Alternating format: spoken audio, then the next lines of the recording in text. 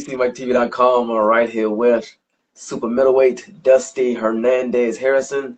Dusty, ain't seen you in a couple years. How you been doing, brother? I'm doing good, just happy to be back. This particular fight is at light heavyweight. I'm still, I lost a bunch of weight, but getting down a little bit more. It's been rough getting these last Right. few, but yeah, no, I'm just happy to be back and happy to be fighting, relatively close to DC. It's less than an hour away in Baltimore, so Right. yeah, it feels good. Yeah. I think the last time I saw you was probably, I don't know, 3 or 4 years ago. Um, a lot has happened, in your life over the last couple of years. Yeah. Um, you know, I think this would be a second fight this year, correct? Uh, Second fight this year, third fight since coming back. Okay. All right. Mr. Darin Austin, you'll be fighting him this Saturday at the Patapsco Arena in Baltimore, Maryland. You're no longer in your 20s anymore. You're officially in your 30s. Yeah, third. Yeah. You're a father now. You're married. Yes. Talk about how the father life been going. It's cool, man. It's I look at him and I have a daughter now too. But I look at my son and I struggle with, I don't think boxing is a good career. You know what I mean? It's rough. Very few people make it. And I look at him and I'm like, man, I want him to do something else. But then I can't wait to train him. Like I can't wait to have those moments with him. And Right. yeah, a lot of people think because tomorrow will be the second year anniversary of my father's passing, and a lot of people think that boxing is what like makes me think of him, but it's not. It's like when I have moments with my son, Right. that's what makes me think of it. So it's he he's kind of like the time that he came, he was just a blessing. You know what I mean? It gave my family something positive to focus on. He was born less than a year after my dad passed. So yeah, no, he's a great little boy. And then got this new Right. one, this new baby. She's just, rolling around. She can't do nothing yet. She's great. Yeah, that's good. That's good. Is it hard? Well, I'm pretty sure right now family is your number one priority right now. Is it hard or are you still kind of juggling between uh I guess family and boxing, or is boxing more so on the back burner? Uh, Family's always gonna come first, but this is my way to provide for my family. You know what I mean? And I have a awesome wife that supports it. Um, even the kids are she makes sure that I don't get sick from, kids get sick all the time. She's I couldn't uh I don't think I could be a dad and box without her, without her help, without her being able to do that. Like I wouldn't be able to balance it well. So Right, right. What are their names, by the way, just in case I don't forget? oh, Lucas and Layla. Oh, wait, Lucas and Layla, two L's. All right. Yeah.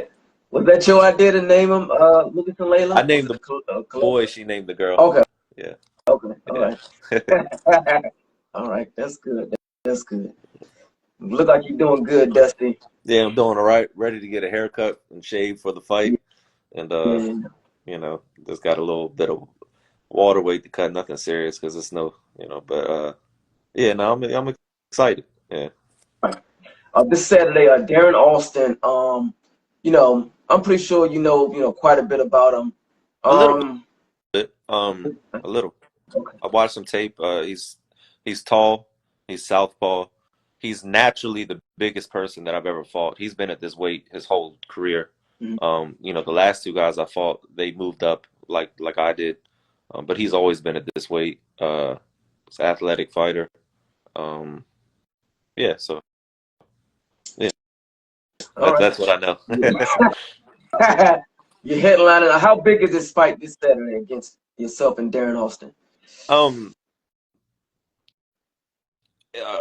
on the outside looking in, it's not that big. For me, it's that big. You know what I mean? It's every fight I risk what I built over the course of being pro for so many years. My record is something that should land me a big fight once I settle into a weight class and things like that. So every time I go into the ring, I risk that, and it only takes one punch. Right. So I risk a Shit, I've been pro for 13 years now. I risk that every time I go in there, so it's huge for me. You know what I mean? It's a very big deal for me, and yeah, I just hope to go in there and we both come out healthy, and obviously I'm looking for a win and keep it pushing on to the next one. Right. You have about 2 or 3 times fight more than he does. Are you looking for this fight to obviously, like you say, he's a bigger man. Are you looking for this to go to distance? Are you looking to stop him? And are you dedicating this fight to this fight gonna be dedicated to anybody Saturday night? No, man, this is for myself. And I am looking. I just want to win. I don't care how ugly it is. I don't care first round decision, whatever it is. Mhm. Nobody really remembers. These off TV fights. Nobody remembers how you won or anything like that. They're just going to get on BoxRec and see a green W or a red L, Yeah. and nobody really cares how it happened. So I just want to get my hand raised. I could care less if it's how it happens. Obviously for the crowd, I hope they enjoy it, things like that. But the top priority is making sure that I win. Right. You said a lot of people don't really care about the smaller or the club shows. Do you feel like nowadays in social media, since the smaller promoters don't have a network, do you feel like just because everybody has a cell phone and they're holding it up, do you think that's the new television now? Because obviously social media can touch, you know, go through all out the entire Yeah, world.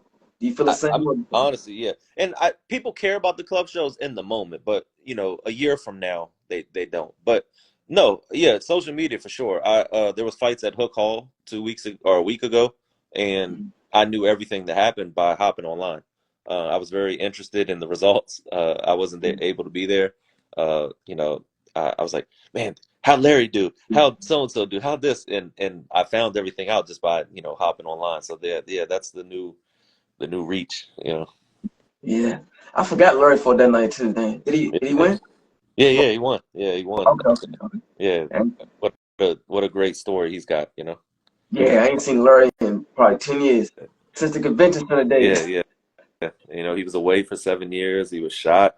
He even got Yeah, shot in his head, and yeah, yeah, that's perseverance right there. right, Yeah, right. So Dusty, obviously, at one point you were the WBC youth champion. You've been on big cards, you've been on undercards. Win over Austin, excuse me, Darin Austin Saturday night. What's next for you? Obviously, we have a few. Well, yeah, we got about two upcoming cards, networks. I think one in Virginia. That's probably a little bit too close for you to. I'm assuming to make that. And we supposed to be having another one. I think December 14th.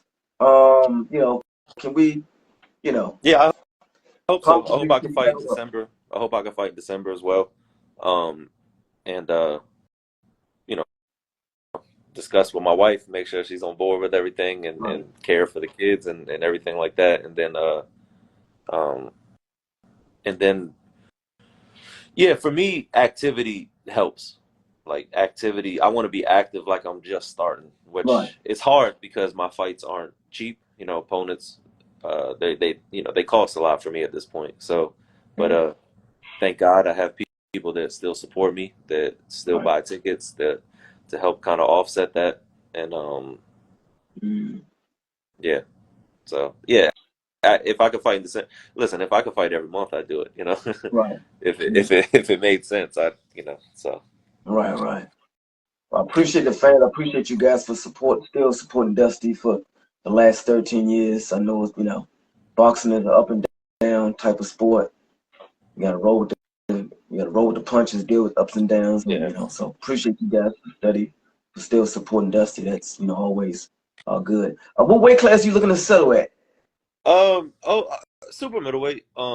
If I can get down to middleweight, I don't know. If I could, I would. I would like to, but I don't know, man. I was 280 pounds. So a lot of people. I don't know if people know that I have pictures of me, man. I was huge after Yeah. when COVID started, when I first started training again. So um, Mm. yeah, no, I always tell the story. When I used to be able to run like you've never seen before. I ran a mile in 4 minutes and 39 seconds.